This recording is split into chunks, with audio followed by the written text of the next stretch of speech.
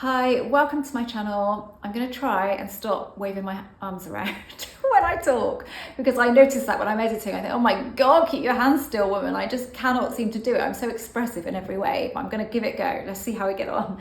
Changing your identity. So I have shifted my identity, how I did it, what I've experienced along the way, and how you can do it too. First of all, let's talk about what I've done. So I've done it plenty of times in the past with a few things. Over the last few years, I have done it with 4 or 5 things. But this was something that, I've never really considered, because the last few years it's been fairly low level. So it's anxiety. It has been low level, but it has been triggered a few times. Which has been pretty inconvenient, but then I get over it and then I think, oh, it's not too bad, so I don't worry about it, too much, but don't notice really that low level, because it's been so long. It's been like 23 years since 24 years almost, since I had my son, and I'd never suffered before that. So I've always just considered myself somebody who suffers with anxiety, but low level anxiety, but whatever, I'm still identifying as somebody with anxiety. I was. And I just thought, I am done with this. I had a moment, which I talked about before, so I won't go on about, and I just thought, I'm done. I'm absolutely done with this. This is not me anymore. I am stopping identifying as this person. I sat there and I thought, who am I going to identify as though? What do I identify as? And I thought, I don't need to choose what I identify as. I just need to stop identifying as someone with anxiety, owning it, and saying, this is me, I have anxiety, and then all the while trying not to have anxiety, or hoping it's at some point just not going to be there anymore at all. And like I said, most of the time it was very low level, and I just didn't, because I didn't notice it, but I didn't think too much about it because it wasn't impacting my life. I was completely functioning, going to work, having a good time, enjoying life. So it wasn't like it was awful. But then it would get triggered, and when it got triggered, I would have some trigger points where it would just get ridiculously bad. So that's what I decided. No, I'm not doing that anymore. And immediately I felt this huge power within, and I felt myself shift. I felt like, I just felt so powerful in that moment. I felt so determined, and I use determination a lot as a power tool because that's what it feels like. And I do pass it on to coaching clients, because if nothing else, we can all feel determined. So I felt that, no, I'm done with it. I'm done with it. And I just felt I power right here in my chest. 3 weeks later, I had gone 3 weeks and I didn't have it, not at all. I felt normal. And I said to my friend Sarah that I work opposite, I just feel normal. I'd forgotten what it was like to feel normal. God, this is amazing. And I did it just like that. And I could have done that 20 odd years ago. Oh my God, but not regretful that I hadn't done it, just amazed that I could do it. But then something happened. It was just a minor thing, nothing. Nobody else would have thought a thing about it. And it triggered me. And I felt myself drop. I felt myself back in that old identity. And it lasted about a day, and I thought, oh my God, I failed. It's all gone wrong, and I can't do it after all. I thought I'd done it and I hadn't, and I felt so disappointed. But then I felt angry, actually. I felt really angry at me, really, and anxiety, whatever, I don't know. And I managed to pull myself back out of it again. I thought, no, I am not having this. I am not going back there. Pull myself back. So that was a day that lasted. So I thought, oh, okay, cool. Went along again, absolutely fine. And this is how I know the difference. So I am a sociable person, but I'm not a particularly social person, if that makes sense. When I'm socializing, I am really good at it, and I'm very sociable, and I will talk to everybody, and I will get on with everybody, and everybody would say, I'm very sociable. Yeah, I am. But a lot of the time, social stuff, I'm not that interested in. Sometimes I am, sometimes I'm not, but that's because of that low level anxiety, I think. And I just can't be bothered with some things. I think, nah, I don't want to do that. I'm not going to put myself in that position where I have to be sociable all night or all afternoon. It's wearing, and I don't want to do it. But when I'm not feeling any anxiety at all, I want to do it. And there was a studio social, and usually I do go to most of them and I make the effort, but sometimes I really can't be bothered. But there's lovely food and everything there, and everybody's really nice. But sometimes you're talking to people that you don't know very well. That's the whole point of them, that is the whole point. So I'm there going, I don't want to do that. Well, that's just the whole point of it. Talking to people, making connections, The thing is with me, with business, I'm just not into making connections anymore. I don't need to. So I'm not that bothered. But when I don't feel any anxiety, so when I feel this new me, I want to do it. And the last one, I was like, I really enjoyed it and I wanted to get out there, and you know, I had a glass of something and I was eating and I was talking to everyone and I was enjoying myself, and I did not feel that I didn't want to be there. And me and my friend were there to the last, you know, we were the last ones standing, and it was great. And I thought, God, I had forgotten, because I used to be like that, like before I ever got anxiety, before I ever started to feel anxious about anything, I was always like that. I loved everything. Like I really loved everything. I loved all that social stuff. I loved going out with my friends. You know, I would say like my college years were probably the best, as in at that point in my life, I just didn't really care, overthink anything or anything like that. I would just throw myself into all of that social stuff, loved it. So I can feel like that again now, which has been one of the biggest things, I suppose, for me with this. But again, then I had another little trigger. Something happened and it was again so minor, and my mind goes, for God's sake, like that is pathetic. What the hell are you overthinking that for? But I couldn't help it. But that lasted about 2 hours. Brought myself back again, but I kept thinking I can't come on YouTube and talk about this because I haven't perfected it yet. But now I realize it isn't about the perfection. It is going to happen. You are going to get brought back sometimes. It is going to happen that you get dragged back because your mind is so used to that. It's got that pathway there. It's so used to that. It's the familiar. So little things will take you back there. But that's the matter, because you can bring yourself back. So the last blip I had lasted about 15 minutes. Occasionally I'll wake up and I'll kind of feel a bit like the old version of me. But I'll just lie there for a bit and then I'll just go, no, all is well. That Louise Hay saying, that good old Louise Hay saying I love so much. All is well. And I then am back. Okay, she's back. You know, but it isn't about perfection. It isn't about not having those blips. It isn't about being hugely disappointed in yourself because you've gone back. Well, you've shifted, so you can just shift back. And if you have to bounce between identities for a while, so be it. It's better than being constantly in that identity that you were in that wasn't serving you. So it's what is going to serve you. So you want something in your life, but you know that you have all of these feeling states and all of these feelings about yourself that don't serve that. You do not need to override that with something new, but what you need to do is stop identifying as. So if you're identifying as somebody that doesn't feel good enough, stop doing that. You can stop doing that right now. I'm not going to identify as that version of me anymore. I can't think of what I can put in there, and I don't feel that I can do that yet, but I am certainly from today going to stop identifying as the version of me that isn't good enough, or that other people don't think are good enough, or that doesn't achieve what she or he or she wants. Stop that. That's the important part, stopping that. So I did not know what I was going to swap this with, but I didn't matter. I just needed to stop identifying as this version of me.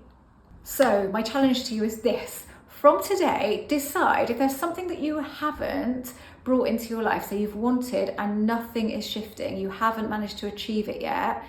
Look at how you feel about yourself, or about how you think other people feel about you, whatever that is. You don't have to work at changing an assumption here. This is not about that. This is about looking at the character you're identifying as and looking at what you would need to be in order to be more likely to experience this. That's a better, gentler way of doing it. What would you need to be? And if there's a lot of stuff, just pick one thing to start with. I need to stop identifying as this. Or if you feel like, now I'm going to identify as someone stronger, for example, just as simple as that. Or I'm going to identify as this really determined person that's always determined to get what they want. One thing about me is if I really want something, I will go for it. I will not ever let that go. I let it go obviously to a point where I'm not obsessing about it manifestation wise, but if I decide this is what I want, then I really feel determined that at some point that's going to happen. And to the point where I do Jeremy's head in sometimes, because I will sometimes decide that I want something career-wise or whatever, or maybe I want to change something and do something slightly differently, and I will just jump in to doing that. And he says to me, oh my God, slow down. Just slow down. Doesn't have to be now. But to me, it does. I get an idea. It's anything that I want to do and I have to do it. I have to start doing it in that moment when I've decided. I mean, maybe I might procrastinate as I go down the track and different actions that I need to take in order to get there. I am a bit like that, but the whole idea, the initial idea, no, I'm doing that, and that's that. I'm doing it, and nothing is going to stop me. Like even with just moving my books from Amazon to my own website, yeah, that doesn't seem like a big deal, but in a way it kind of is, because you're looking at doing something completely differently, and a lot of the marketing is done for you with Amazon. So, you know, people are searching for things and they're finding your books and they've never heard of you, never seen me on YouTube, never been to my website. So that is, it's a challenge then for me to go, okay, I'm going to do all of this myself. But it is a different way of doing it. But as soon as I decided I was going to do it, I did it in that moment. I started making plans to do it in that moment. But of course, then it requires Jeremy to do something to change my website in such a way that I can sell my books on there, because that's no easy feat. And I'm like, oh, I'm doing this, so we need to do this. And he's like, God, you know, he's got a lot of things to do. He's got a business with me and he's got a business with somebody else as well.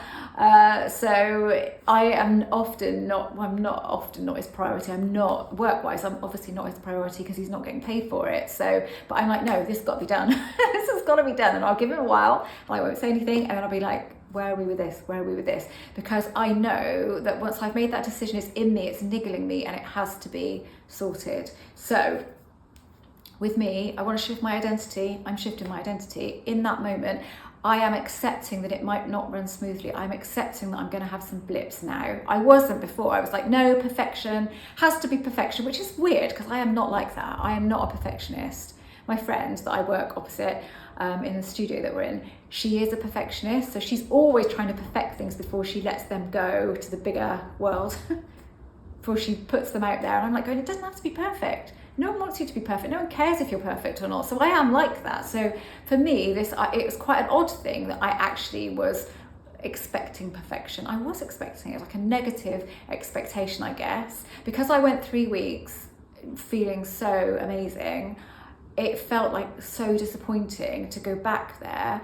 But then I let myself lounge around in that old character for a bit too long, and then I thought, what are you doing? Why are you seeing this as a failure? Because you did it and it lasted 3 weeks. So even if you do it again and it only lasts 3 weeks and you have another blip, you can just do it again and do it again. So I changed my attitude about it, and I just thought, oh God, I feel so positive about it again now. Whereas I kind of had lost that for a little bit. But you can do it. This is your first thing. I can do this. Of course I can do this. Why wouldn't I be able to do this? Even if you're not a confident person, you're saying to yourself, but I'm not a confident person. Okay, so you're identifying as somebody who isn't confident. Do you want to be confident? Do you want to be more confident? Okay, I'm going to stop identifying as somebody who isn't confident. I'm just going to identify as someone as very neutral, very in the middle, not really confident, not confident. You know, it's whatever feels easiest to you to start with. Start small if you want to, or go big. You know, I was going big. I was going from identifying as somebody with anxiety to not doing that anymore. And now I do not identify as that person. And when I feel identity creeping back, no. And maybe I will bounce around a bit, quite a bit. I don't know. But to me now it's changed from, oh, for God's sake, to a challenge.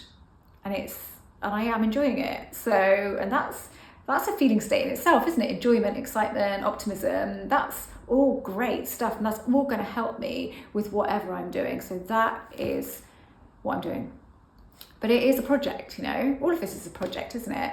Look at it like that. It's a project, and it is something that I can do, something that I am determined to do, and I will have my slips along the way, but yeah, anything that's worthwhile. I mean, I've had that sort of happen, like with changing career and that sort of thing. I have things that I've done in life that I've thought I've wanted that I ended up not wanting, that haven't worked out, or I've done stuff which I've never considered anything a failure if it didn't work out business-wise. I've just thought, oh, okay, yeah, that's not for me. And then I've thought about it, I thought, yeah, my heart wasn't actually really in it, really, not completely. Sometimes have looked at things in the past on a monetary basis, just on a financial basis, but my heart hasn't actually been in the thing that I've been doing. So if your heart's not in it, you'll find that it won't be successful. So your heart needs to be in it. That's the whole thing. If your heart is in shifting your identity, you can shift your identity. Right, I'm stopping. There's one, I'm going to try and get this out today, which is Monday. Then I think I have one day left on the £5 offer on my members area. So you can sign up for £5 a month. You can cancel it, even if you just did it for 1 month, thought this is not for me, just cancel it, it's fine. But you do lose access as soon as you cancel it, because the way the system is designed. I have asked Jeremy if we can look at doing it differently so that you cancel it and then you get whatever was left on that time. But it just is such a big project, it can't be done, so I just warn everybody beforehand. But it is only £5 a month. So you get email support from me. You've got a question, just ask me and I'll come back to you. You get over 300 modules in there that have built up over the years. I always advise people to start with the newest ones first, because what I recorded 4 years ago, I wouldn't necessarily do it that way now, but it is all still valid. You know, it's just that I have changed the way I do things, but I haven't taken those off because they're really useful to people. There's a 5 tutorial specific person one on there, but that's quite old, but again, it's all still valid. And they're all catalogued, so you just look under the topic that you're looking for and you go with it that way. There are subliminals and meditations on there, and there are some mini courses on there. The last one I did was light touch manifestations, so that's on there, but it's not under the courses section, it's under the module section, because it's just a 2-video course and it just wasn't big enough to put on to really warrant putting it on that section. Anyway, other than that, I write books. They're all on my website, like I said.